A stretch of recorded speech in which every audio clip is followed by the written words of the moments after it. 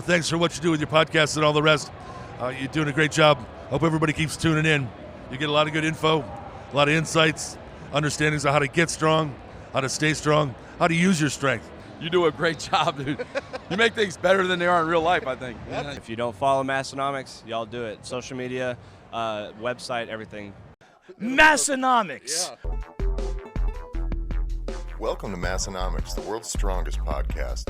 Find us on Facebook, Instagram, and Twitter at Massenomics. Make sure you go visit Massenomics.com. There you'll find the rest of our powerful content. While you're there, check out our store and buy yourself some of that sweet Massenomics gear. Welcome, everyone, to the Massenomics Podcast, the world's strongest podcast. Special, very super special episode this week. This is episode 156, marking our third-year anniversary of the Massenomics Podcast, and your favorite two hosts are here again, Tommy and Tanner. What's up? Tommy, what do you think about big 3-year podcast? This is 3-year podcast anniversary. Do we just say 3-year anniversary in general, or how do you? It's kind of tough because this isn't really the 3-year Massenomics anniversary. Yeah. I mean, Massenomics. It's older than that. Can you really assign a birthday to something that just is? That would be saying Massenomics has only existed since 2016, and that's definitely not the case. No. How long was it a full year? It was a full year before that, at least, wasn't it? Yeah, at least the gym that was called Massenomics Gym right from the day that it started. That was in 2000. That opened in like October of 2015, and it was around before that. Yep. It might have been even into early 2015, because it existed before the powerlifting we had shirts. So it was almost borderline 2014. I want to look just to see if I haven't resaved over anything right here. Looking at my computer, I have a folder here, January 22nd, 2015. Yeah. Let's see if I have anything older than that. January 22nd. It may. I have. Yeah, for sure. January 2015. The oldest stuff I have is January 2015, but that's also it existed before that because I didn't just make up Massenomics stuff, so it would have existed in 2014. Yeah, so we're at close to 4.5 years there, but of the website and the podcast, which those would have started about the exact same time, we're at the 3-year mark. Well, that's pretty cool, though. Yeah. All the doubters thought we'd be packed up shop long before now. They underestimated our ability to put out thousands of pieces of content. Yeah. Kind of the nice thing is we have so many various anniversaries that we get so many opportunities every year to revisit where we're at and these milestones. It is kind of cool that can be a thing. It is hard. I don't want to go into, because we've talked about the history of Massenomics and reminiscing gets kind of whatever, but it is just weird to think like that. Here we are 3 years later still doing a podcast. Yeah. We have had a new podcast out every single Monday for 3 straight years. I do not think we've ever. Well, we've had a few Tuesdays. They released on. A couple. Yep. But it was every week for 3 straight years. And 90% of them it has been on Monday, and we haven't missed a Monday now for a very long time. Yeah. But every week we've had a brand new episode, never replayed an That is episode. actually probably the craziest part. Is that there's never been a replayed one or a week off. Yeah, because we could do that if we had to. I think. Oh, easily. Even Mark Bell's podcast used to always do that. One of these weeks we probably should drop in the episode 1, replay that just so people, almost as a joke, people can listen to it and be like, ugh. I couldn't even imagine. I almost should go back and listen. Just I haven't. We weren't good at carrying had no tempo or pacing or anything, and it was almost interview. I'm sure it was interview style. Yeah, because we didn't know what the hell we were doing, and Tyler sort of had an idea in his mind, and I think it was just him asking us questions, and it was yes. Nope. It was probably God, these guys are terrible at interviews. Yeah, I haven't listened to that since it was since it was new, so 3 years ago. It's just really funny to think of those ones. Yeah. Even the people at the Arnold, they're one guy told us, I started at the beginning. It's what are you doing, man? Yeah. At the beginning? Start at 100 or something. Because you're going to get burnt out way before it starts to get entertaining, I think. Yeah, right. I guess it probably has developed a little bit. I mean, obviously that's what we're saying. It has developed. But I think in the beginning we were maybe more concerned about having interviews of having guests as interviewed. Well, yeah, and not that there's anything wrong with it, but that's like the easier obvious thing. Yeah. Easier in the way that like you're relying on someone else to, come in with fresh ideas, new content a lot of the time. Not easy in the way that you got to find people and either travel with them or work with people's schedules. Like that part would suck. Yeah. It's not even easy for just the two of us to make it work, Right. But then we realized like, we prefer to do interviews in person. Yep. Way better chance to just have Yeah, that's kind of the only way we want to Yeah, do that. I mean, that's still to date is the only way we've done it. Yeah. But I did not ever see it going this way of like it just kind of turning into more of a, like someone said last week, the podcast about nothing. The lifting podcast about nothing. That's what we are. It almost could replace the world's strongest podcast. The tagline could be the lifting podcast about nothing. That's more accurate, probably. It is, I believe, in a number of ways. But that's even that in itself is a way that has changed. I don't think at the very first, I knew, I don't think any of us went into it thinking that we're going to be the most serious and informational source or anything like that. But as we've gone along, we've certainly figured out more that we're definitely not that. We're not even going to pretend. There's a lot of people that will pretend to be. We're not even going to pretend to be. And we'll we're not just even let someone else have that one. Yeah, exactly. And we will just be the one that it's guys kind of just bullshitting and that maybe have some opinions and we're far enough removed from everything geographically that we're just kind of in our own world over here. Yeah, it's just if we wanted to do phone interviews, we could have interviewed every single person that but there's so many people already doing that I don't think I don't know if we have anything to add to that. No. I think enough people have that one covered that I don't know if the Massenomics take on that. In person, I think we could inject some fun into that and do all that, but we're just not in a position where we have that. If we could get Steffi Cohen on the phone and do a phone interview podcast with her. Not going to be that fun. I know she kind of gets Massenomics and stuff, so there could maybe be something. Any little bit of sarcasm you might have, or just timing goes out the window, right? And all of a sudden it's like, okay, do these guys have something wrong with them, or right? And whereas if we're in person with her and Hayden, the two of them, you can kind of get into the whole thing a little more. It's just So that's not. Also, I don't think it's a sustainable. If you're relying on having guests on your podcast to have a podcast most of the time, that gets real the well runs dry at a certain amount of point. If we had that every week, if we've done 156 interviews up to this point, it's man, who else do we talk to that we haven't already talked to twice? I know. It's how many people are worth listening to now. And then you have to figure out what to do if you're going to have an episode and not have a guest on there. Where we found enough things that we revisit each time, LaCroix and lift shorts, how many etc. times can you talk about LaCroix and still people just love it? No one gets tired of that. Speaking of that, how is our LaCroix sponsorship coming, Tanner? Nothing yet. I feel they haven't followed up with us, so I'm probably going to have to follow up with them. They're probably kind of like the hippie type. They don't really check their emails. They're playing hard to get, I think. Yeah, it's kind of like the college acceptance letter. We're just are we going to get in? Yeah. But they're probably playing tough ball right now. Maybe our fans could do us a favor and DM them on Instagram. I am shocked at the number of people that have screenshots that are like, oh, I get LaCroix ads now because of Massenomics. We've probably gotten 50 of It's DMs. Everyone gets every other day you get a screenshot, and I get the ads all the time too. Yeah. I do think there's a correlation to that too, and I don't know if it's just. I don't understand how that works necessarily, but our fans are getting more LaCroix ads. So I don't know. We're doing something. Yeah, I guess LaCroix doesn't feel like they have to. They don't have to pay sponsor us because they have it already figured out. Those losers will keep doing it for free. Yeah. We're feeding them anyways. Yeah.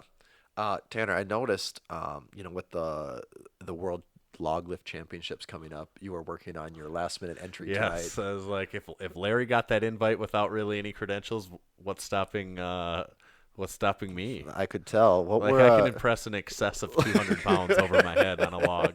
What were you doing for sets tonight? I did 235 for 3 sets of 3. Is that I did 2 actually. Is that in your range? working for you? I mean, Yeah, that's not super easy for me. Like You've had it a little higher before, haven't you? Yeah. I think I've log pressed. Maybe the most I've ever done for a single is 275. 275. I've overhead pressed 300. And it's a big log, too. Yeah, it's to make it sound tougher. Yeah, it looks big. It's not actually that heavy. But it is a big, and the bigger ones are harder than that just to maneuver. Yeah, I think certain times it's harder to clean. Certain ones are harder to press. Also, yes, that whole thing.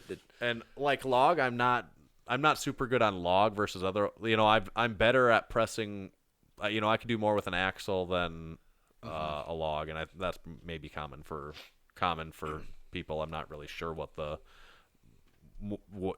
typically people can do more on between the two, but I can personally do more with like an axle or a barbell than I would be able to on a log. But so yeah, I was doing 235 for 3 sets of 3, and that's not super easy for me. It's like, do you is the press the hardest part versus the clean?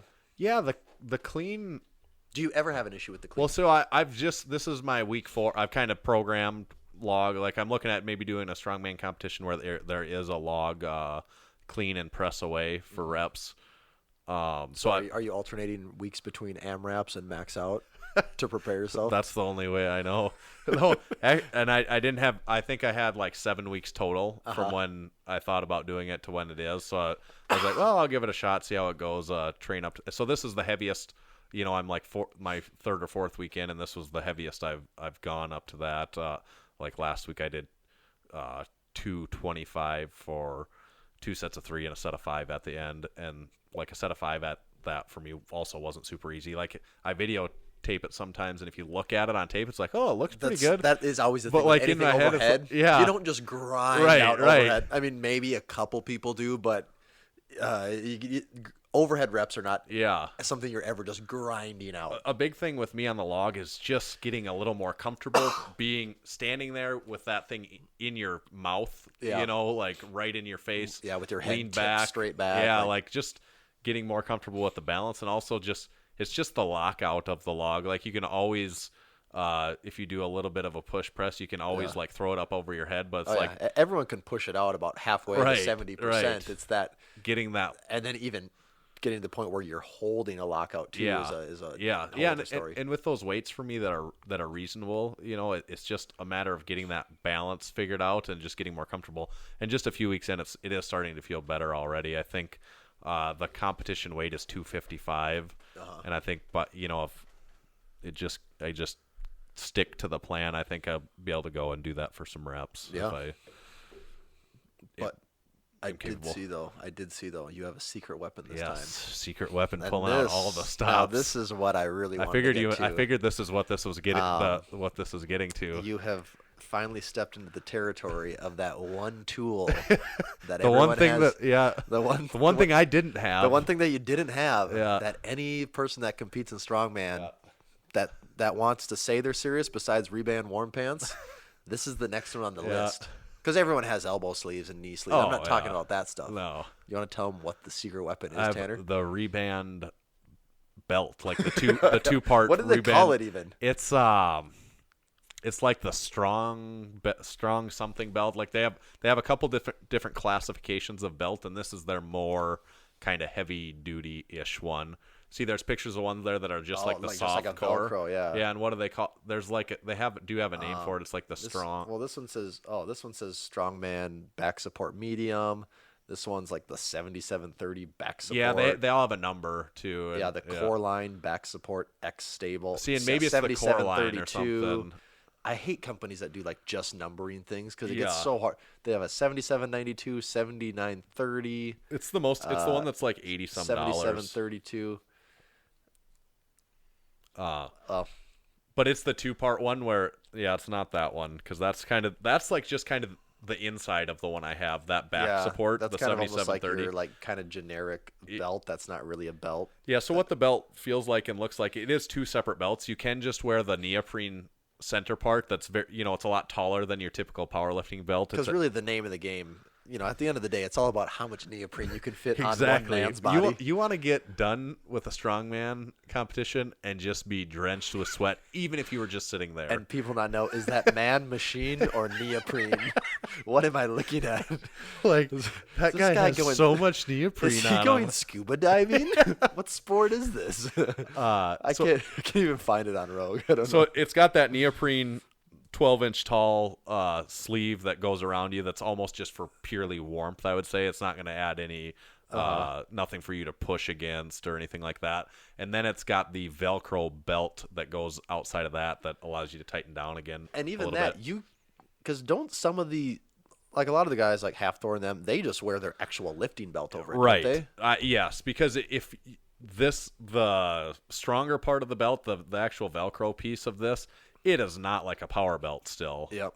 But my theory is I would probably wear that for events that maybe I wouldn't be wearing my power belt or my powerlifting belt for. And log might be an example of that. Like, I don't know if I feel comfortable wearing my super tight. Oh yeah, because you have a lever belt too. So Yeah, it's not, yeah. Or maybe like Atlas stones. Mm-hmm. I also don't know that I want a big old powerlifting 10 millimeter Pioneer belt on for that, but something like this doesn't really feel like it's getting in my way or restricting me as much. But then if I'm doing like a yoke walk, would still put on my powerlifting, my with this one. no, or just well, on its own? I would maybe put the neoprene part on the underneath. Yeah, that's what. Yeah, that's when what you I would unlock probably your do. ultimate potential. I mean, that neoprene thing could just as well stay on all day if I. you don't want to take it I off. want I want rashes over my entire body by the end of the day. Like I need heat rashes everywhere, not just my elbows and my legs from the warm pants. I want it everywhere. Yeah, well, naturally. So do you feel like? I mean, do you feel like it makes?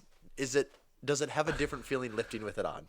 Yeah, it feels different than not having a belt on. It still isn't like you cannot push against it like you can An actual belt. Yeah, if you were gonna squat or deadlift with it, I don't see the application. Maybe the neoprene part underneath for a deadlift, and then the Belt over the top of a that, real but- belt over the top of it. But yeah, I think it's probably not necessary like most of the stuff that a lot of people wear, but it's just another thing. Yeah. It's at the end of the it day, feels it's like good. still a really cheap hobby. Yeah, that neoprene thing around your back makes you feel nice and warm. It's like I bet it does. My back gets tight sometimes, and Mm-hmm. that makes it feel better. It's even if it's just 85% mental. Yeah. It That's still something. Yeah. I mean, if placebo's working for you. Right. Not saying it is placebo, but even if it was, it's like I'd take that. Is it necessary? No. Yeah. Did I get it because I need it? No. Did you get it? Did I get it because told the family they can't eat for a week, so this is what it's coming to? Yes. Did I get it because I rarely purchase like anything for myself like outside of food and gasoline and but did I get it because I kind of see other strongman people wearing it and I was like, maybe there's an application for that for me. Yes. That's why I got it. And I don't see anything wrong with I think that. Reband is People spend 40 grand on trucks. People spend 50 plus grand People on spend trucks. 40 grand on trucks with probably less deliberation than me purchasing this Reband belt. Because I probably thought about buying this for a few years. Yeah. You don't want to just hop into something and not know what you're getting into, though. I mean, it's nearly $100. Yeah. Yeah, I mean, it's getting close to the 3-figure mark there. So yeah, you don't want to That's make any no dumb joke. decisions. As long as we're talking about equipment, I mean, does that cover us on the neoprene?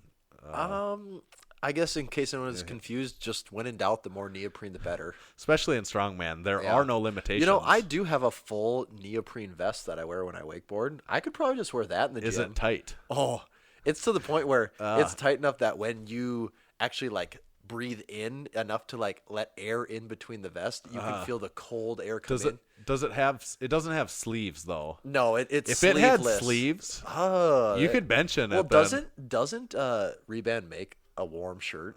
Oh, I think they do. Like Yeah. this is maybe I need one of those. okay, they have to have. Yeah. I'm like 90% sure I've seen a blue Reband shirt. would almost want to go with the blue too. I have the blue warm pants. I know they make the black, but if you have black, you almost can't tell. Like, is that guy just wearing spandex? Or I mean, they're maybe a little more modest, you could say. Yeah, you know, you're not screaming to the world that you have them. that you are wearing warm pants. I could have sworn at one point I saw.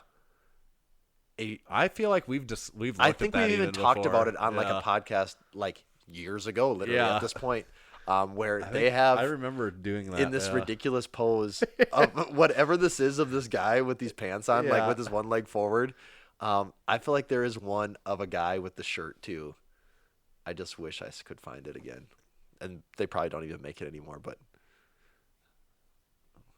It's one of those oddities. I saw a funny meme about the Reband warm pants. You've never worn a pair, right? I haven't. No, I should just buy some just to get it over with. And it was I wish I could remember the meme exactly. I'm pretty sure it was on World's Strongest Memes was the account, and it was something referencing the fact of how when you wear those, you spend almost your entire day pulling them back up because they do like in the back. I don't know if they're like fitted quite correctly for actual like the shape athletes. of the human body because they constantly are falling down and they have a drawstring, but not like good elastic at the top of them to hold them up. So you are constantly leaving the market open for someone to come in with.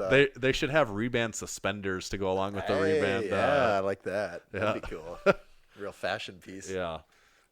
Yes. The other piece of equipment that I have that I actually picked up at the Arnold is the Frank Daddy the chokers, the choker wrist wraps. Yeah, and they're got much two more pieces of equipment in 1 month. Yeah, going nuts over I know. here. And those are much more severe than my gangster wraps than my 4-year-old gangster wraps that I'm used to. Much stiffer. So that's kind of I when you got them had to put them on my wrist too. I'm like, yep, these are nothing compared because I have the short gangster wraps too. Yeah, and mine are also like 3 years old at this point. Yeah, so like between the length difference and then just the material difference, it wasn't even like the same product. No, it's a completely different thing. It's not.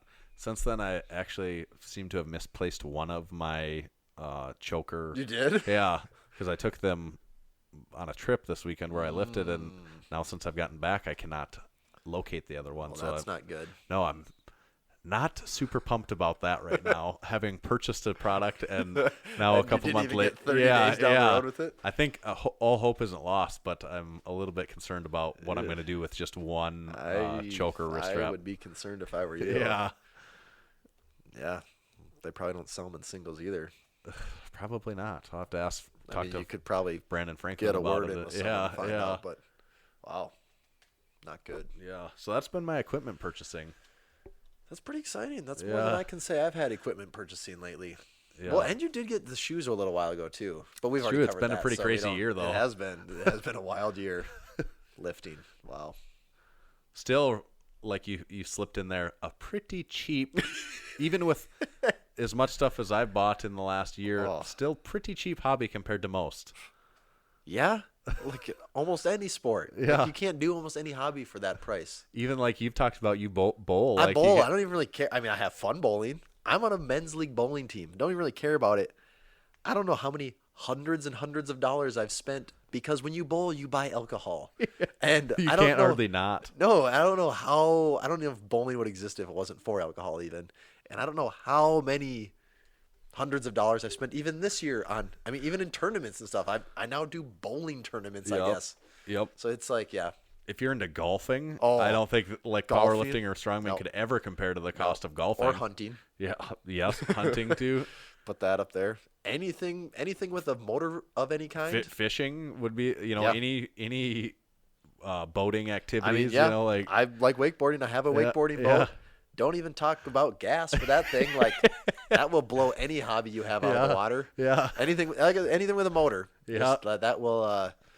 That will occupy your wallet for as long as you have it. But it's fun while it goes. That's true. It's fun those 2 months of the year we have summer. We are kind of like actually like some nice weather is on the horizon here finally. Today was like 50. Yeah. And I had to like reevaluate like my perception of the world because it was weird. Yeah. There's still feet of snow. Oh yeah, around, everywhere. But and I'm also lucky enough that I have a dog that's very hairy, and whenever he can just touch the grass, and it's just like someone just sprayed mud at him, and I don't understand how that works. Yeah. So do you have to wipe him down every time we bring him back? last night we gave him a bath, and like today, I thought, damn, like I did really good. He went in the grass literally to take a shit. Like he did so good. And I'm like, oh, I should probably wipe his paws off. And it's just mud stains are just smearing. Like, where did this come from? Yeah. So I'm evaluating some different options right now, but it's super annoying, and it'll probably be like that for at least another month. So. Yeah. We have a few things personally, people that we know that have been popping up on videos and memes online, and we've never talked big about time videos and me, not just like not like oh yeah, that thing had 1,000 people like it. Like no, Right. this is like things that have like been shared around a lot, and like millions of and like pop up a lot. The first one, should we talk about Jonathan? Yeah. Okay. Yes. So fellow Massenomics, OG supporter, fan, lifter, athlete, everything. Jonathan Oldham in Bacon and Beer Bells. Bacon and Beer Bells, holding it down in Diamond Cape Powerlifting in Alabama. Yeah. He was it the Daytona 500? Is that what it was? I don't know that it was that. Maybe Okay. it was, but it was a NASCAR event. It was a NASCAR event, and if you're on the internet at all, you've probably seen the video. There's a guy, he's wearing jorts without a shirt on. He's in the stands at the race. The cars are flying by, and he has a beer can, and he's smashing it against his head, and then he just chugs it. Right? Yeah, That's I think about so. the extent Yeah, I of think it. that's the video. Yeah. And I think I've seen it on like white people doing things, and like I mean I've seen it like regularly pop up in my Facebook, like it never dies. And then I think he admits it too, like it just doesn't go away. Right. It always keeps coming back. And then just the other day, was it him that had the video of it? Yeah. It was. So Rob Dyrdek has Ridiculousness on MTV. Didn't even know that was still a show. Apparently it is. And they had his video, and they were talking about it. Yep. And just the fact that it still is going around is crazy. And it made it on MTV. Yeah. That's better than we've done. That's ridiculousness. You know what they say? Everyone's only 6 shades away from MTV. Isn't that how the saying goes? I think that's what it is. That's definitely what it is. Or is it Kevin Bacon? Maybe it's Kevin Bacon. Yeah. Yeah, Or what's- MTV. I don't know. I what's get the mixed difference? around. Yeah. It's something like that. So, yeah, again, have you ever been to a NASCAR race, Tanner? Nope. Me neither. No, I've been to local dirt track racing. That's about as crazy as ever got for me. Not recently. We don't live in a part of the country that is really friendly to NASCAR races. No. As in, what's probably the closest one to us? Indianapolis Motor Yeah, Speedway. or is there one in Kansas City? Oh, yeah, probably. maybe. Yeah, but I even don't that, even what's know. Kansas City? 8 Well, hours yeah, it's away? not close. Yeah. Yeah, so we just miss out on all that culture. Yeah. I do have a pretty sick Jeff Gordon shirt, though. Yes, you do. And I have seen I you don't wear know that, yeah. if I've ever gotten more compliments on a shirt just Than when you wearing it wear in that. public than when I wore my Jeff Gordon shirt on I wore it on Halloween. I went, it's kind of like this redneck. Yeah. And people were just like, I just be walking down the street. People, Jeff Gordon, he's number Yeah, one. yeah, Wow. And yeah. I'm like, whoa. Like, people really like this Do guy. you know who his sponsor is in that? Is it DuPont? I think it's DuPont. Yeah. Yeah. You know, it's like the The chemical company. yeah. It's like that multicolor Well, thing. it's like that red oval. Yeah. But then does he have like Tide or something too? I don't even know. I don't think he does have Tide. I think that's almost like a that people think that there's a sequel to the like Kazam. People Yeah. think there's this like fallacy or it's some effect that people believe there was a sequel to Kazam called Shazam that like Shaq starred in it with. No, it was okay. So yeah, you're right. It is just No, DuPont, but it, people think it's Tide because it just rainbows out, which Yeah. is really weird. yeah. Oh, I didn't realize that. No, I think that. Oh yeah, like the shirt right there. Yeah. It's so awesome. Yeah. The top of the shirt's red. In the middle, it's yellow. Then it has a green stripe, then a blue stripe, then it a goes dark dark blue blue. stripe, I yeah. mean, it's just like his racing jacket. Yeah. Man, NASCAR fashion is on a whole nother level though. Yes. Like the sponsor, like just you cannot. I mean, You can't some pull people that talk off about in this, anything but, else it's ever, so yeah. awesome. Just the number of sponsors you can put over something. Yeah. It's pretty impressive. We should do that with some Massenomics stuff. Just logo it out like crazy. Do that Jeff Gordon DuPont. We need the Massenomics version Yeah, of that. yeah. We need it badly. Oh man, That's this a stuff lot is of good awesome. Jeff Gordon stuff. This is really awesome. Yeah, so much style here. Yeah, like And actually, this look is kind of coming back too. Is the thing. Oh, it's back. Oh, it's back. All right. Yeah, they look funny. Maybe a Massenomics one like that to come. I did have who was the classic is kind of like the NASCAR Viagra jacket. Have you ever seen that one? I don't think I have. That does kind of look familiar. like I had a buddy that had one of those, and it's like that is like the classic jacket to own. Like that you are just so loud and proud about Viagra, just huge across the chest, Viagra with some numbers with some numbers and checkered stripes around it. That's pretty sweet. Outside of a joke, like people actually bought that stuff. I mean, if it's your favorite driver, yeah. Mark Martin, if Martin's your favorite driver, I suppose you got to take one for the team and just confess your love for Viagra everywhere you go. Ooh, now that one right there. A Miller Lite one. That one's pretty cool. That one hits pretty close. That one's getting pretty close to home. I like that. Wow. Okay. Well, I could probably talk about NASCAR jackets for a whole podcast episode, but. So who was the other guy that made it? You know, John that's what we were talking about. John had his big moment in the sun. And so John had his big moment. The other one, and we should post this so people can see. Yeah. Longtime Massenomics supporter. He's been lifting with us for years. Yeah. Big Chris. Yeah. And Big Chris was after he graduated high school, joined the National Guard. Yeah, Army. and then he was active Army for I think 4 years. So he's just kind of been gone. Yeah, like we literally have not seen the guy at all. And then just the other day, and Big Chris is big. Yeah, he's big. Yeah. And just the other day, Ryan sent us a screenshot of a meme, and it was what's Dash from Dash. Mr. Incredibles. Yeah, and it's like, remember Dash? This is him now. Yeah, and Big Chris looks exactly like him. Like because Big Chris has blonde, slicked back hair, exactly like Dash's. And it's not just the hair. He does look like him. Yeah. If you said make like a caricature 3D rendering of Chris, that's what you'd come up with, and you'd be like, "Damn, that guy did really, really good." And so like this was going around, like the screenshot that Ryan sent us. Let me see if I can track this down super quick here. Of what account that was on? Yeah. And I know Chris said that it's been on like he's gotten tagged in so many different accounts that have, from his friends that found it on different accounts that it's shared.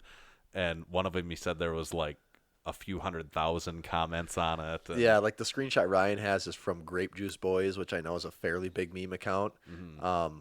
And it's Chris with his iPod on or with his earbuds in, wearing a red animal shirt, like totally, like lifting, being a bro, and then a close up on Dash, and it's the resemblance is uncanny. So we'll have to like share that, post that again. But he's back in town. Is kind of the moral. He's story back at Massenomics. He's back at Massenomics Gym lifting for a while. I think he's gonna move again here, but. I asked him if he has gone through many of the comments, like to see if people are bashing him or like what people are saying, like whether it's good or bad, and he said, yeah, there's quite a variety of stuff in there, like that's kind of his personality, like Grape Juice Boys has 1.5 million followers. Yeah. And so right. he's been getting posted on, like, I don't think his name is ever associated with it because no one knows who the hell he is. Right. But it's really funny. Like, I couldn't imagine just randomly going on the internet one day and someone sends just like a screenshot and it's like, just a picture of, not even a picture of you doing anything embarrassing, just a picture of you, and it's like, you're a meme now. Or like, you're a meme that was on an account with like 1 million plus people. Like, and that's it. Would you want to go through all the comments? Like, wouldn't you be curious what? At some point, I mean, you're just going to be like, there's too much here to process. But you're going to want to read them for a while and just see how dumb everyone is. I mean, for all I know, I have a Workaholics one sitting out there that I've never. Well, that's probably a realistic thing. A lot of people probably have memes of them that they don't even know are out there. That's true. Someone came by at the Arnold by the booth and called you Diet Juju. And I like that. Yeah. That was really funny. What was the context of that? Did he just yell it as he was walking by, or did he stop and talk? No. Well, was it the one guy? He came running over. He's like, "Oh, dude, I thought you were Juji Mufu. And I'm like, what the hell? Why is There's there nobody here. there's no line to see him. Yeah. And it's like, oh, sorry, let you down, man. And then, did someone leave the comment then? Like, oh, Diet Juji Maybe Mufu that's at what the, it was. at the booth? Yeah, yeah. That's just who I am. And I had never heard that before. Like calling someone diet. Are you familiar? That's the first time I've ever heard that. Yeah. That's pretty good. Yeah. I mean, I am thinner than him, I think. Yep. But we are fairly similar outside of that in our love for the splits and tricking and acrobatics, That kind of led me to, I think I said it at the time, like if you could just learn, like kind of half-ass learn splits and stuff, you could really start doing it. Just start the Instagram account, Diet Juji Mufu, and I just do a way kind of like really shitty version of everything he does, and just like wait for his video to come out and just copy and just them do exactly. the same thing. I should probably do that. That could could actually be a thing. That would be popular. I would just about guarantee it. I think it could be. Yeah. Well, if I'm not on the podcast next week, you guys know why. You made it big as Diet Juji Mufu. Diet Juji Mufu.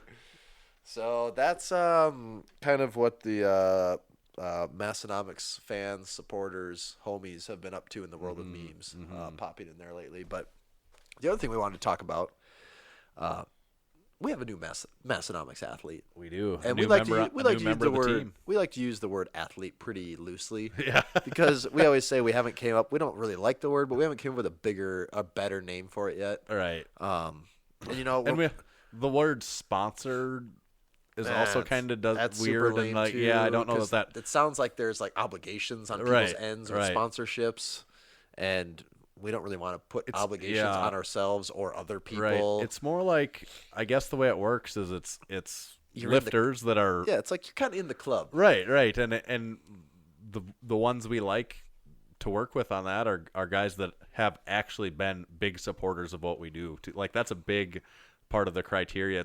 We're not just like oh, that guy's strong. Like you have to get it. Yeah, right. Because we have a little bit of a unique thing in comparison to some other brands out there where it's like, you got to kind of understand. You got to be in on all the stupid jokes and if that's not your thing, then it's probably not the best fit for you. Right. And there's other companies if that's your and then it's also cool on top of that the guys are also really strong. Yes, like it's definitely not a requirement to be strong, right? But it helps. Right. If we're talking about the gym, to like say a thing or two about going to the gym. Well, and it makes it quite frankly on our end it makes it more it makes it appealing for us if there's guys wearing our stuff that go do really cool stuff in the gym, and we always like to see that. It looks good for us. Gets us excited. Yeah, it's cool. So, new person.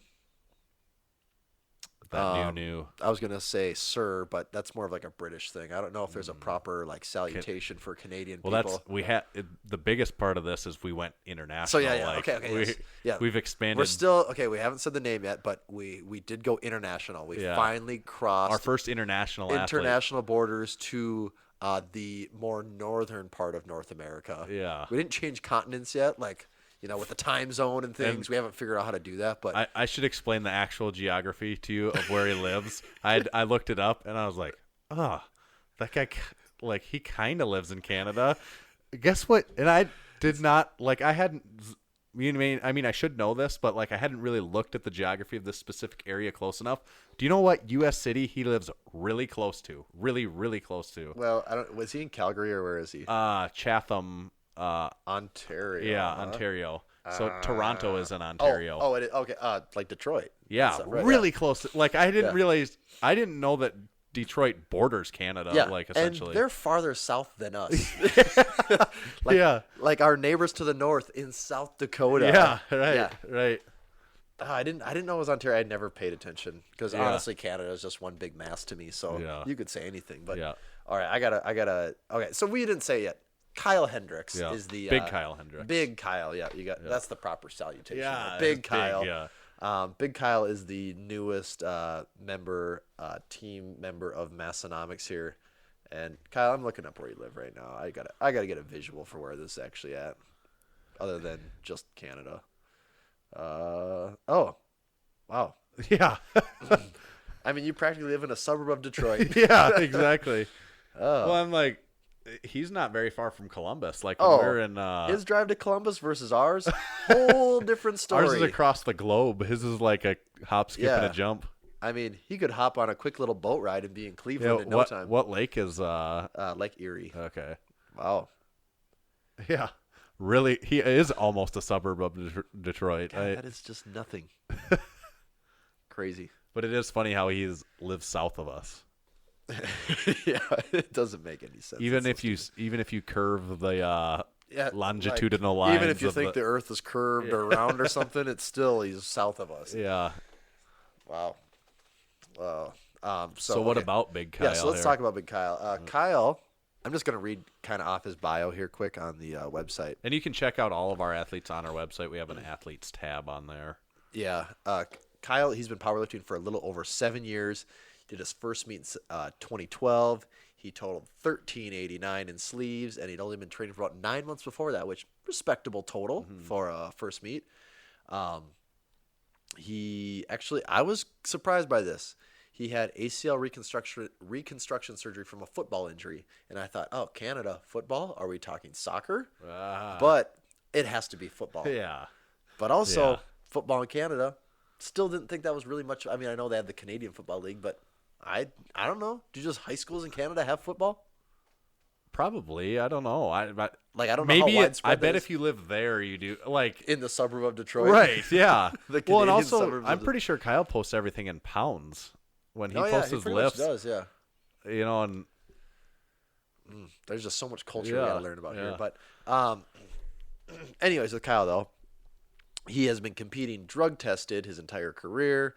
He approaches lifting with this is an interesting one. Kyle does approach lifting with a calm demeanor, like Big time. It's lifts always seem pretty effortless, and like he's and you just don't kinda see like, him. He's just, not like chipping away at stomping work. his feet and throwing stuff and smashing his Which, head against the bar. You know, everyone's got to do what they got to do. Yeah. It's cool to see someone have a different take because this is definitely not how most people handle it. Right. So that's always Especially moving the kind of weights that he's moving. Yeah. Okay. So now talking about his biggest total to date, we said his first one was 1389. His biggest total 1989.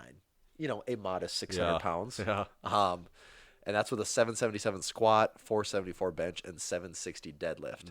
And I don't know. I think he's still getting stronger. Yeah, I think he's got a meet coming up here within the next couple months. Like he told me the date, and I just can't remember it now offhand.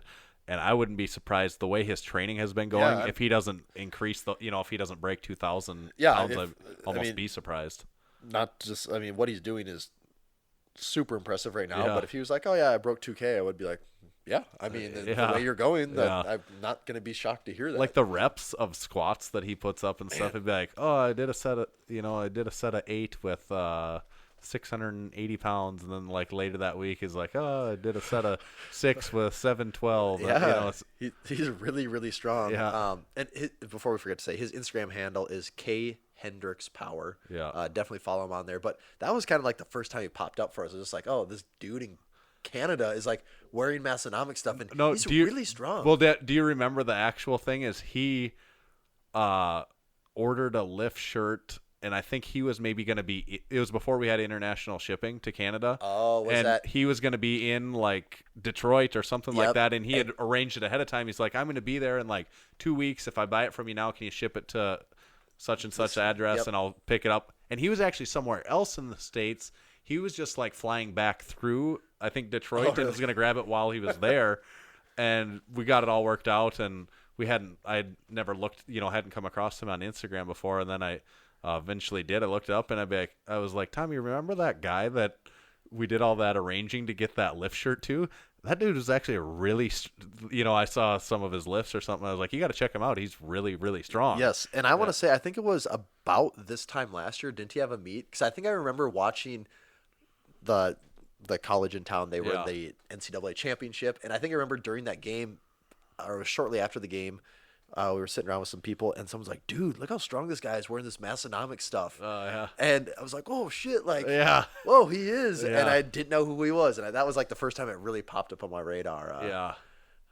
But yeah. He won. I'm pretty sure that last meet he won either a Texas deadlift bar or a Texas power bar or something. That's a pretty cool prize. That is pretty sweet. I'd take that prize any day. Yeah. So yeah, What- Kyle. What's his also, occupation? Occupation. Kyle is an arborist, and then it says foreman and bucket operator. So tree stuff. Yeah, he knows a thing or two about a tree. Man, That's gonna come in handy for us when we have our next tree question. when we're sourcing materials for our next log, our natural log we're gonna build. I wonder how he feels about log pressing. He's probably like, I don't kill those trees for those logs. People, Yeah. they're stupid sports. I have to assume it's something like that. It's how it feels. Yeah. But go follow Kyle Yeah. at K Hendricks Power, and congrats, Kyle. Yeah. We're excited to have you on the team. Welcome on the team. Yeah. And then we could review that. I don't know how much we've ever talked about, since we've had this athletes page up for, I don't know, what do you think, 6 months or if something like that, yeah. And I don't know how much we've ever talked about him, but the 3 guys that he joins here, it'd probably be worth mentioning too. Yeah. The first one on the page, and these are in no particular order, Yeah. but the first one on the page is Brad Night Moves Neitzel. Oh, yeah. And Brad, we've known about Brad for a while now. Yeah. We've He's been on the podcast 3 times. been I on the think. podcast 3 times. I mean, he's up there with, the most in history for someone to be a guest on the podcast. Yeah. And Brad is just constant progress. Yeah. It's yeah. like He's been doing a lot of strongman lately. a lot of strongman strongman, and powerlifting. but he's just like continually, like, he's not getting hurt. He's Yeah. not taking time off. He's just always working away in the gym. I think his biggest lifting thing so far is that he pulled 900 pounds. At the was a- it the South Carolina? Yeah. It was one a of the lo- Carolinas yeah. like log press and deadlift championships. Yeah, he pulled 900, which I'm not sure if you know, but that's still a pretty quite a big bit. lift nowadays. Yeah. And I don't think that's gonna be the. I don't think that's No, the I don't cap think he's either. like, oh, finally, I'm done. Yeah. Yeah, I think there's more there. So I'm really excited to see, Yep. at the rate Brad's going, what's going to happen in the next year or two. Yeah, for sure. Or even 3 or 4, even for that matter. But, we've had multiple podcasts with Brad. If you want to know more about him, there's Yep. tons to listen to there. And but he's out of the Minneapolis. yeah, St. he's Paul out of the area. Minneapolis-St. Paul area. And he's also going to be opening up his own chiropractor clinic pretty soon here. Yep. So he's got all types of exciting stuff going on in his life. And Brad, you can follow at Kinda Fat, Kinda Strong. Good name. So check him out. And next on the list, Big John. Big John, Yeah. Jonathan Oldham from Alabama. Birmingham, Alabama. And fun fact, we kept calling him John at the Arnold. Said, does anyone else call you John? He's like, nope, you guys are the only ones that call me John. So That everyone else says Jonathan. Jonathan? Oh. But, we kind of have that rapport built up Yeah. where we just say things. Yeah. It's- I don't. Most people that have names Jonathan go by John, I think, around here at least. So I don't really even know many Jonathans, to be Yeah. honest. But Jonathan, he lifts at Diamond K.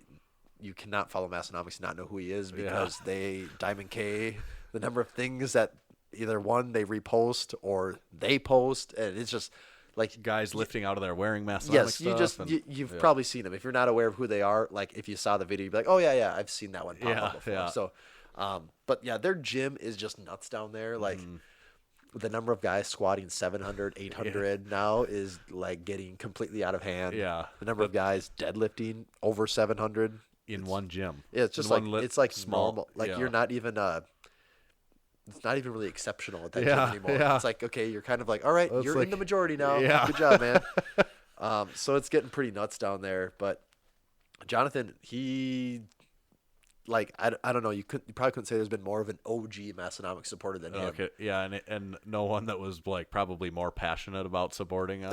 Like, No, like he right gets off that the bat. title Yeah. for sure. Like Yeah. it's just Thought he was kind of so that was kind of a no-brainer. Yeah. That and that we he would finally become a got to part meet of the these guys team. at the Arnold, and that was super awesome. we were extremely to disappointed. to be like, oh, we've been talking to you online for Yeah. how many years Yeah. now, and we've just met for the first time. So it's kind of crazy how Instagram can actually kind of turn Yeah. into like a thing of building like relationships and friendships with people. But And I know Big John gets like just as excited about seeing us do well as we get and excited it's like about doing. those are awesome people to Yeah, have around, like yeah. people that want to see you succeed. And, like same thing, like we want to see him crush records and Yeah. like What's good for the goose is good for the gander. exactly. Is that like an Alabama saying or something? It is. They've got a lot of geese and ganders there. Yeah. But no, it's those guys are all awesome. Jonathan especially, and he could almost start up like a satellite like importing Massenomics business to Alabama, like do like bulk shipping rates. Yeah. He starts up a second location down there. Alabama we do ship a lot of Massenomics goods to Alabama. That is without a doubt. And had he never come across our page, that probably wouldn't be the case. I feel like he has. I think that's safe to say. Yeah. And Jonathan, when we posted this online, his best meat lifts at the time were a 711 squat, 374 bench, and a 678 deadlift. I think all of those have moved up by 50 to 100 pounds since then. He'll be competing also not too long from now. I don't know if that's in April or May that they've got a meet coming up with a bunch of them are competing in. And yeah, he'll completely smash every one of those numbers. Obviously, like his lifts, those are all training weights for him now at this point. Yep. So that'll be. I'm excited for that one. Yep. And in case you didn't catch it the first time, his Instagram handle, you should definitely follow him. It's at Bacon and Beer Bells. So check him out. Yep. And then last on the list here, another guy we've talked about quite a bit. Yep. Mr. Unleash the Weast, Chris Weast.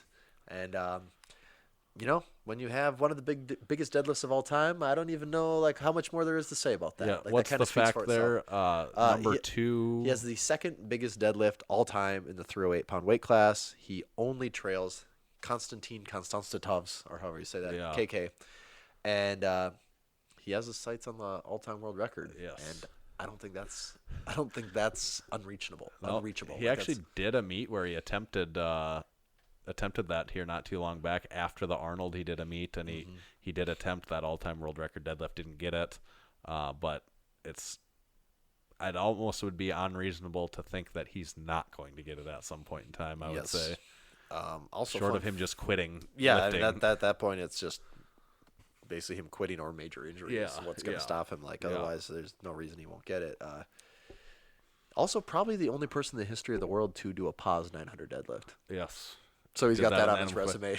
And Chris is much taller than your average powerlifter. He is, yeah. He's probably 6'4", 6'5". Yep, right in that region. Yeah, and a lot. Because he's one of the few that is like taller than us. Yeah, actually. yeah. It doesn't amongst the powerlifters that rarely happens. But so I think people are shocked when I remember John saying that at the Arnold, like, oh my God, he is huge. Yeah. And obviously he's big, muscular, got enormous traps and everything too, but being 6'4", 6'5" amongst powerlifters is huge. It is. Yep. That's usually not powerlifter friendly heights. But, right. He's making it work. So that's kind of that's basically the Massenomics Athletes and team, whatever you call them, the homies. Yeah, the homies. All good guys. Make sure you follow them. They're the real deal. They're doing big stuff. Yep. And they help us, we help them out a little bit and they get to help us out a little bit, and it works pretty cool for all of us, I think. I think so. Super cool. Yeah. We're kind of getting down there on time, Tanner. We're at the 52-minute mark. Oh, snap. But because this is the 156th episode, we are going to do 156 minutes of airtime, right? Yes. Some of it might just be completely dead at the end of the Well, actually, the last hour is going to be us doing karaoke, right? That was my plan. We don't have an extensive amount of segments to go through this week, but we do have the fan favorite segment for sure. So that's going to be exciting. Do you know what the fan favorite segment is? What's in Tanner's sack? That's a good throwback for our 3-year anniversary. Yeah. But, segments of the past. I did bring a sack item today. It's already out of my sack, though. Yeah. I was so excited I had to throw it out of my sack the second I got here. One. So yeah, as a special throwback segment to the first ever segment that we ever used to have, maybe we need to bring it back. It's hard to. Well, we have some. Your sack has some stuff up in it now. Sometimes it's hard. Like I emptied my sack so many weeks in a row that like it just wasn't like rejuvenating more things in the sack. But now you've had a long time to sit and fester on this thing. But for those of you that haven't been listening as long, since the beginning, what's in Tanner's sack was the original the segment that started all segments. Segment. Yeah, and Tanner was pretty good. about putting something in his sack every week for and then us. sharing it with you and Tyler every week. So this is, I did bring it in. Here's my empty sack. I also bumped the control board here, so God. hopefully you can still hear us. Let me crinkle this in front of the. That's also an important part of what's in Tanner's sack is crinkling to the know sack. that there was in fact a sack involved. But this is what was in the sack here, and what would you describe this as for people old that glory can't? behind us here. Yeah. This is a beautiful 3-foot by 5-foot navy blue flag with A giant lift print on it. Yeah. And I mean, though that word lift is probably what, 2.5 feet tall. Mm-hmm. I mean, there's no confusion about what this is. No, when you see it. This hasn't been seen anywhere yet on our Instagram or anything. So if you're hearing this, you should. The one way for you to look at this right now would be to check this episode out on YouTube, and you could see it here. We've got it posted up on the wall right behind us here for this episode, and it's pretty sweet. They look good. Yeah, it does look really good. This is the biggest change to the Massenomics studio since it's been down here. We replaced the backdrop. And it does have 4 grommets in each corner, so you could use this like a flag, or you could use it more like a banner, as we are doing at this point in time. Which it looks good in a gym, gym setting. You need one of these. Home gym, garage gym. I mean, even if you have like, if you're put kind of it one up of in those your rich commercial people and gym. you have like a mantle, this would look really good above it. This would be You'd look really distinguished. So these are now for sale. You can go onto our website and purchase one of these. And you should. Yes. It's our first flag. It's our flagship flag in the flag Everyone program. needs a flagship flag, and we finally got one. It took 3 years, but we got one. I think this was a home run though. Yeah, I like it a lot. This Massenomics below the lift is also a la just the like sticker, the I know. Massenomics black name sticker here. Yeah, I like that. I like the way that nice this little Massenomics touch. is. Yeah. Yeah, so definitely get one of those. And if you guys stick around until after Over Under, we have a few more exciting announcements for you. So, but probably get to now that we're done with what's in Tanner's sack as a tribute to our 3 years on this podcast, a throwback to the first original segment. Now, as another tribute to this 3 year, we will go to the fan favorite segment, underrated, overrated.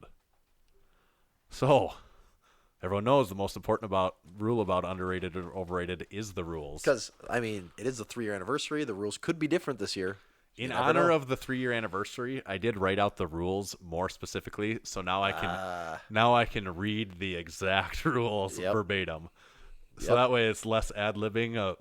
I was worried that was confusing people, that I would change my wording week to week. It turns into a game of telephone then. Right, and it's just like, well, he did say this one time, but I heard it this way, and it just gets out of hand. So I'm going to read the exact rules as they are as of today.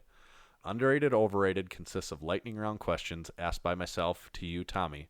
The questions come from a variety of topics, including, but not limited to, pop culture, current events, food, and technology. There are also lifting-related topics sprinkled in. It's important to remember, though, that the questions are, in fact, lightning round, but the answers are not necessarily.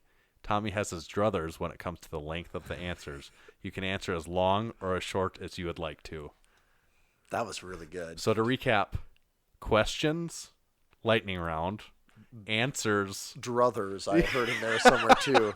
So to recap, druthers, that's sprinkled in.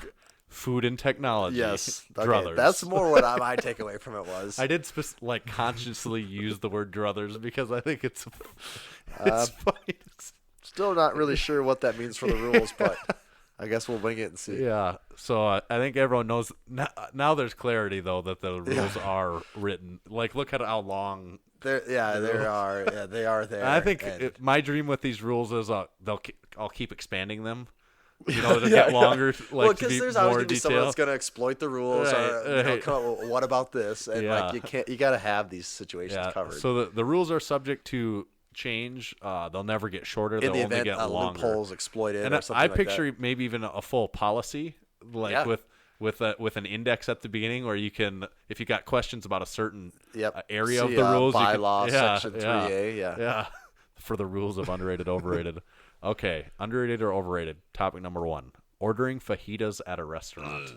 Okay, so the common knowledge is you have to know you're the asshole. That's look at me with the fajitas. That is the policy on fajitas.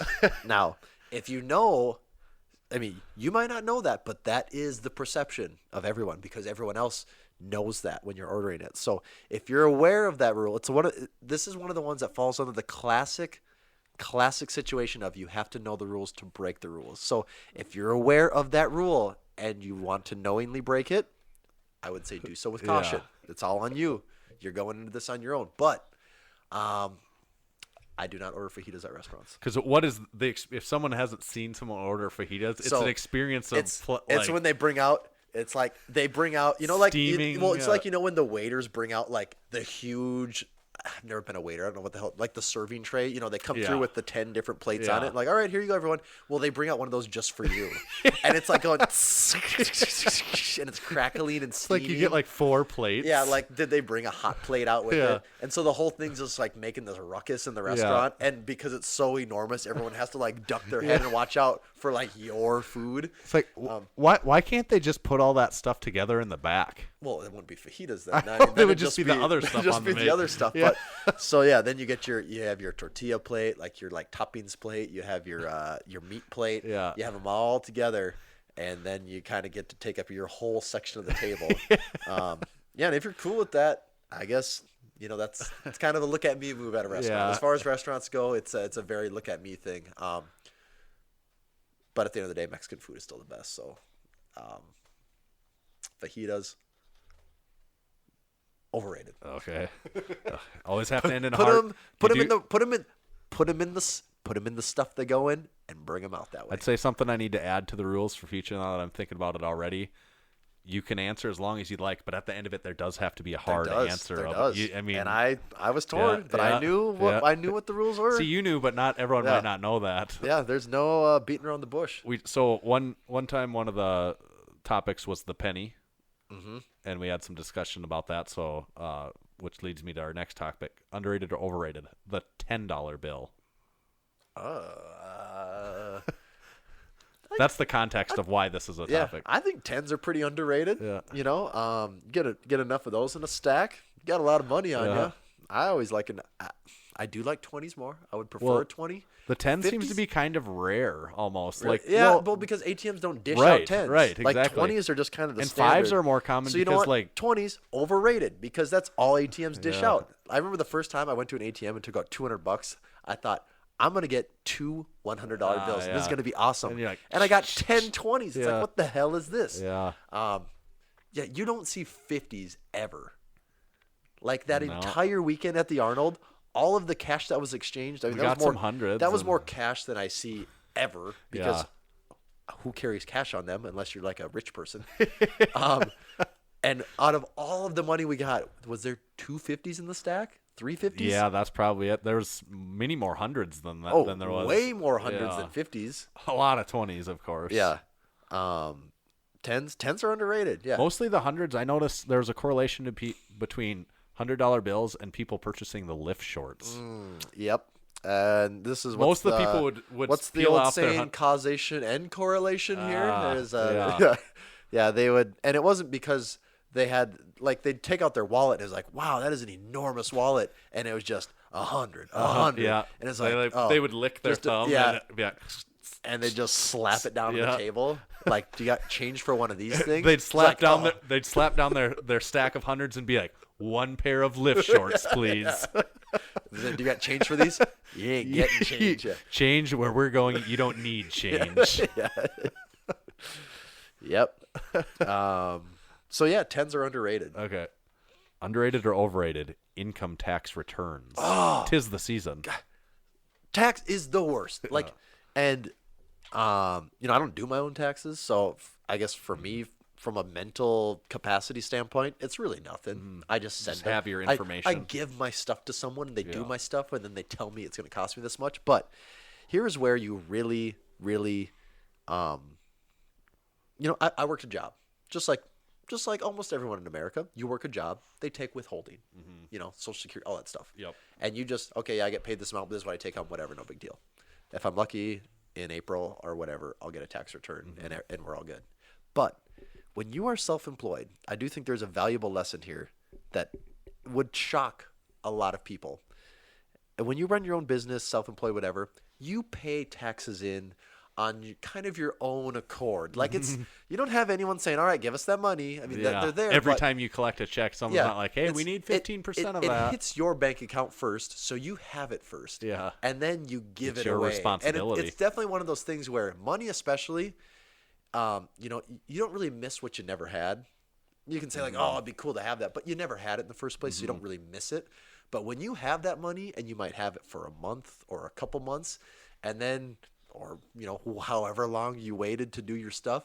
And then when someone says, all right, we need that back now. And you're talking like many, many, many, many thousands. It's weird to be like, God, the government takes that much of my money.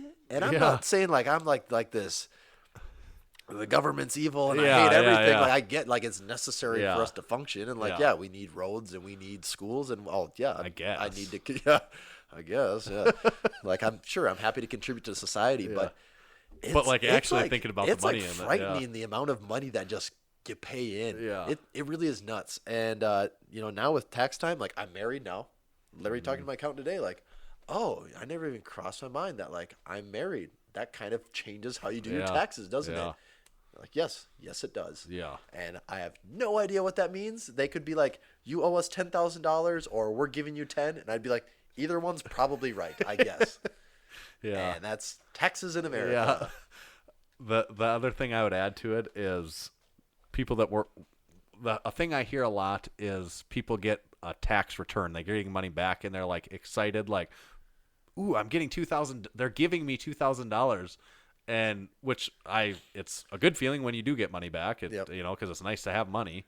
But the thing I sometimes like to remind people that aren't aware or they forget about it is that was your money. Yeah. You gave that to them and you're just getting it's not like you gave them an like interest-free loan. Don't praise them like you're you're just getting some of your money back. Yeah. Nope, they took too much of it and now they're kind of saying, sorry, here's it back. Right. Like we held on to it. Yeah, because of your withholding selection or whatever, but like that was money that you earned at your job. Yeah. Like that you're getting. And I guess you could say like, you tricked yourself because you assumed you didn't have it. Right, and that is what actually a lot of people do. And then they're like, it's a bonus. People think it's like it's a bonus. What am I going to spend this bonus money on? I was like, no, that was your money the whole time. Yeah, right. It's like, I know your checks just got swiped for like a lot. Yes.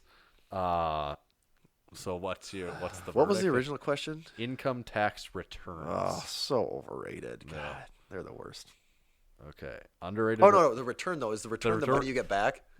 In what I was saying, yes, the return of the money you get back. Okay, sure, it's more money. I'll say it's underrated. Yeah. No, I'm saying it's overrated because it's my money and I want it now. Yeah, exactly, it's your money anyways. Like it's your money and you want it now. Yeah. Name J.G. Wentworth. Yeah. J.G. Wentworth. What even is it? What is 1877 cash now. What is it though? Is it settlements and annuities? If we think long enough, we'll have the entire script of the commercial. And, I don't. J.G. Wentworth, 877 cash now. I don't remember that part. Yeah. So, your structured settlement or annuity. I don't know what a structured settlement is. I'm too stupid. How many people is this affecting that have structured settlements that want to get that cash early? Just so I understand what that is. That's like, okay, you got in a lawsuit and they're paying damages to you. Like someone owes you money and it might be over the course of whatever period of time. Yeah, I'd say that's a structured settlement, or an annuity is just where you're getting a set amount of cash per month, and it's an annuity, so it's going on for a period of time that you're always getting that set amount every month, but you want the lump sum. And these guys are like, all right, it's just like the lottery. You can take the lump sum and lose 50%. Yeah, and I'm sure it's a terrible deal. Oh, it has to like be. They're like, because then they're taking the annuity. Then I'm sure they're getting the rights to the annuity. And, they did have a bit of marketing genius there with it's my money and I want it now. How old is that freaking like? How old is that? It's my money and I want it now. I have not seen that in And is there a person long. in America that wouldn't know what you're talking about if you say it's my money, I want it now? Maybe people like that were born more recently. But is that like 15 years old? Or? I think so. Like I feel like I remember hearing that on like Cartoon Network. Like this network is marketed to people under the age of 10. Why are you marketing to them? 10-year-olds have structured annuities. Maybe they're just playing the long game. They knew at some point this is people all get going to be free advertising on the Massenomics podcast when their structured annuity talk comes up. Wow. But again, what was the original? Income tax returns. The return being the money. Yeah, the money's overrated. Oh, yeah. Yeah, because I want it now. Yeah, it's my money. I want it now. Underrated or overrated? Paddle boats. Oh, paddle boats. And so a paddle boat, you know what I'm talking about. The ones yes. with. Okay, so maybe if people don't know, maybe I think everyone does, but it's a little tiny boat you put in a lake. It's usually made completely out of plastic, and you pedal like you're on a kind of a stationary bike, but you're sitting and the bike's in front of you like a recumbent bike. Paddle boats in theory sound fun. Oh yeah. Until you've ever been in one. Yeah, and it's like a recumbent bike position where you're pedaling ahead of you. There's 2 seats, you and a person right next to you. And you both have the pedals. And you are driving the paddle in the back. And that's one of those things that I remember being a kid in the Midwest. There's a lot of lakes around. A lot of people had paddle boats. Yeah. And as a kid, you think, oh, paddle boat's so cool. Yeah. And the first time you get in a paddle boat, you're like, this is so not cool. There's nothing cool about this at all because it's a lot of work. In case you don't know, it's a lot of work. And I don't know, what's the top speed achieved in a paddle boat? 3 miles an hour? And that's probably for a span of 30 seconds. And then you're like, oh. Like, if I had to get somewhere in a hurry, I would definitely swim before paddle boating. And I could swim incredibly slow and beat a paddle boat. Like, there's no way that's not happening. Right. And they got to be kind of expensive, too. Oh, they can't cost less than $700, could they? No, or, don't know how they could. Yeah. I mean, like canoes just that and much kayaks fiberglass cost more than that, and they're way smaller. Yeah. And these things have paddles in them. So, oh yeah, paddle boats, so bad. If I ever own a lake house, no paddle boats. Someone strict no paddle probably boat made a policy. lot of money off that invention, and it's just I bet when they were inventing it, they're just like the thought you have, like this is gonna be so cool, like you just power it. And they're probably like, God, they probably tried the first one, like, God, this thing really sucks. Actually, this is really shitty. And but no one will know until they buy it or rent it. We've invested so much money into it now, we might as well release the damn thing. And they just took off. Yeah, paddle boats. Don't do it. Overrated. All right, last topic: underrated or overrated? Lift flags. Lift flags, very underrated. Yeah. I don't even know where to start with these things. I mean, one, the fact that it marked the return of Tanner Sack is in its own a bit of a hallmark moment for the podcast. That is. So fitting for 156. It's such a in-your-face, navy blue, white letters, Massenomics logos, lift. It just says it all. Mm-hmm. It leaves nothing to doubt here. I am going to get this up on a flagpole soon to get a video of it majestically flapping in the wind. Yeah, it's going to look really good. Yeah. So, people need lift flags. Mm-hmm. So, lift flags, incredibly underrated. Yes. And I think this also is a good time to make our big announcement. Yes, the big announcement that we saved for episode 156, our 3-year podcast anniversary. And that is we got some new product. Lots of new. And the first one. So we've had several different shirts, lift shirt colors floating around. Yeah. There's been the great debate. Obviously everyone has come to know and love the blue lift shirt. Mm-hmm. But there's been some gray ones out there, some red ones out there. Yep. There's even been some suggestions for other colors. Yep. But we have gone a slightly different route with it and are happy to announce that by the time you're hearing this, if you're one of the first listeners, you're not going to see it yet, but just days away from you hearing this, the black on black lift shirt will be available. Yeah. And that, I think, is something people, yeah. That's something that people maybe didn't know they wanted, yeah. but they need it. We haven't laid our eyes on them yet. We know what it's going to look like. They are en route, yeah, you could say. Yeah, and they are going to be pretty sweet.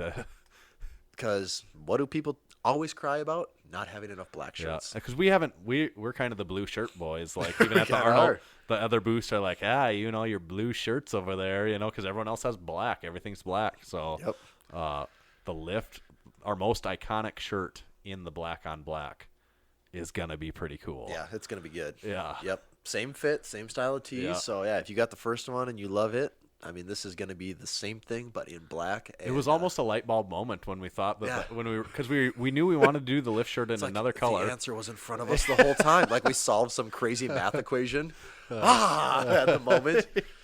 Because I never heard the suggestion once. No. in all of our years No. that there should be a black on black lift shirt, and I'm really excited for this thing. Yeah, it's gonna be sweet. So yeah, that's gonna be here any day now. We'll get Yep. that up on the site right away, so you guys can get that thing.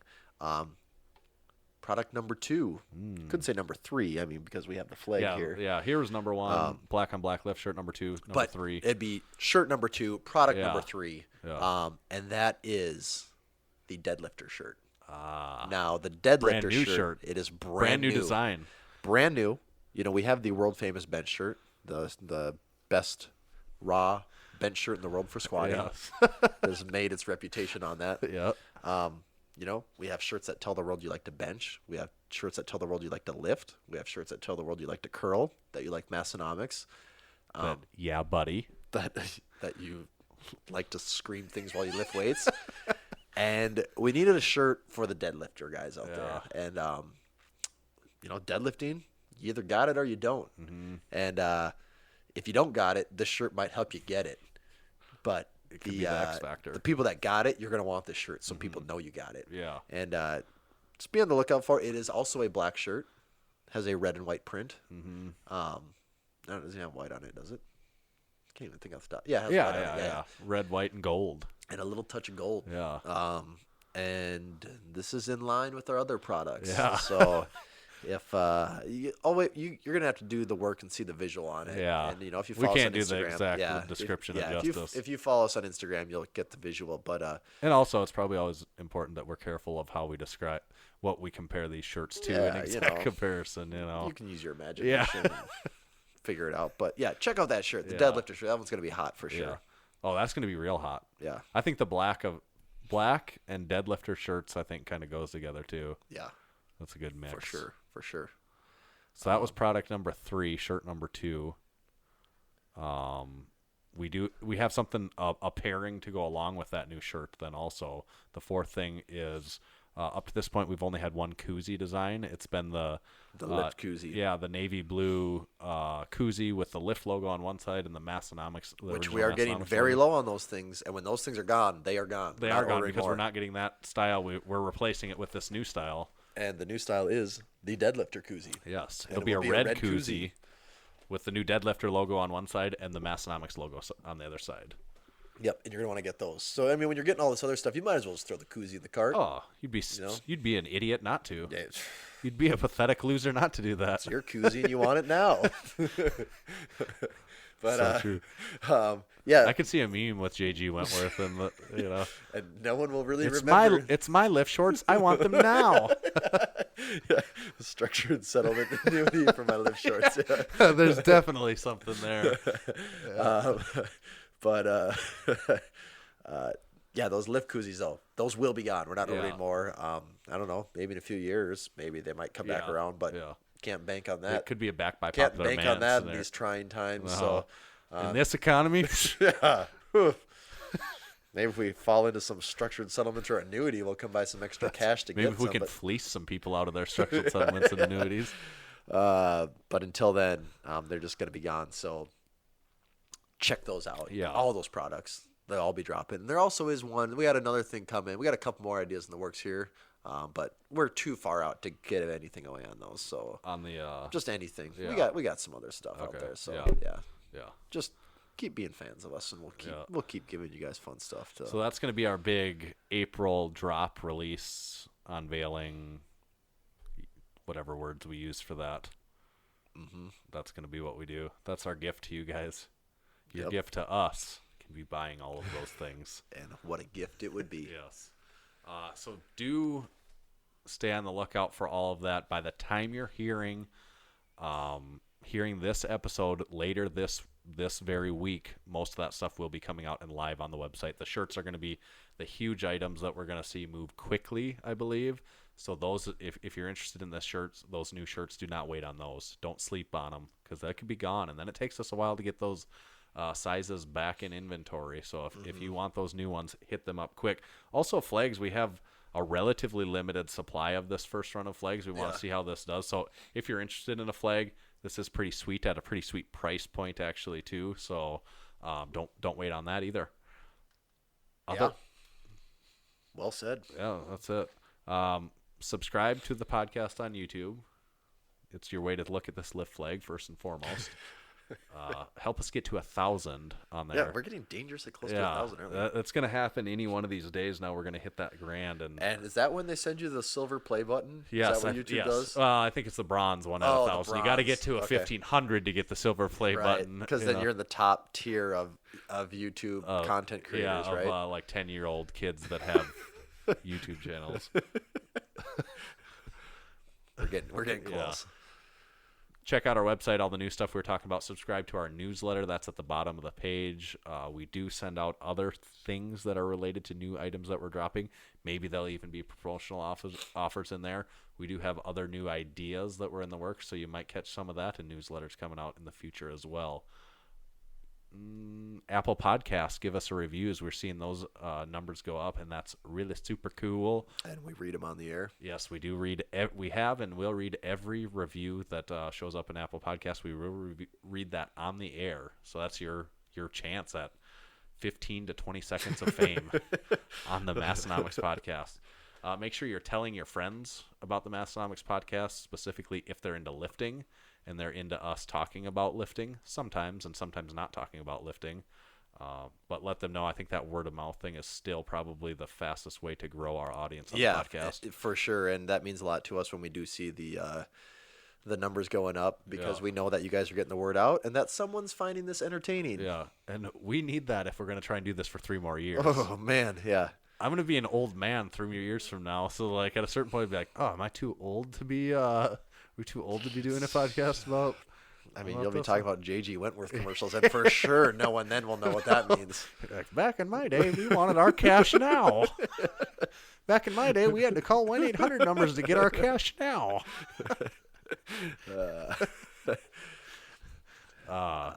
Most importantly, Instagram handles. What do you got, Tommy? At Tomahawk_D. You were saying there's been a big spike there. So. You know, I rarely post. I've been trying to do it more because I've had a lot of people start to follow me this last month. Yeah. So thanks for that, guys. Yeah. Thank you, guys. But more importantly, you should follow Massenomics. Massenomics, the official Massenomics. That's really the one that matters. If you're at your limit, you can only follow one account. Definitely don't follow me. Follow Massenomics.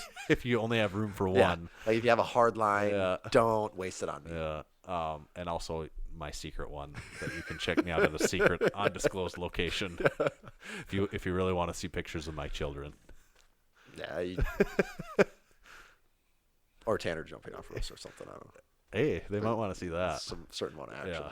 Yeah. That's it for the big 3 years. And that, I believe, marks our first ever podcast.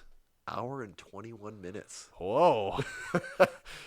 Could have turned this into a 2-parter. We can't make a habit of that. It's also like 30 minutes past my bedtime. Yeah. Wow. Yeah, I got to get to bed. Stick around. I'm not gonna be able to enjoy my evening LaCroix tonight because it's too close to way bedtime. Too yeah, you'll be up all night if you have a I don't want to just chug that thing and hop right into bed. If you get those bubbles in you right before bedtime, it's not gonna sit well all night. No. So you'll be up farting all night. Wow, I'm sacrificing that for you guys. Stay tuned. Come back for episode 157. See if we can make it an hour and a half. Woo! All right, later. All right, see ya. You just heard the Massenomics podcast. With your ears, you're welcome. Check us out on Facebook, find us on Instagram at Massenomics, and make sure you visit Massenomics.com and buy some of that sweet Massenomics gear. From your friends at Massenomics Studio, home of the world's strongest podcast, stay strong.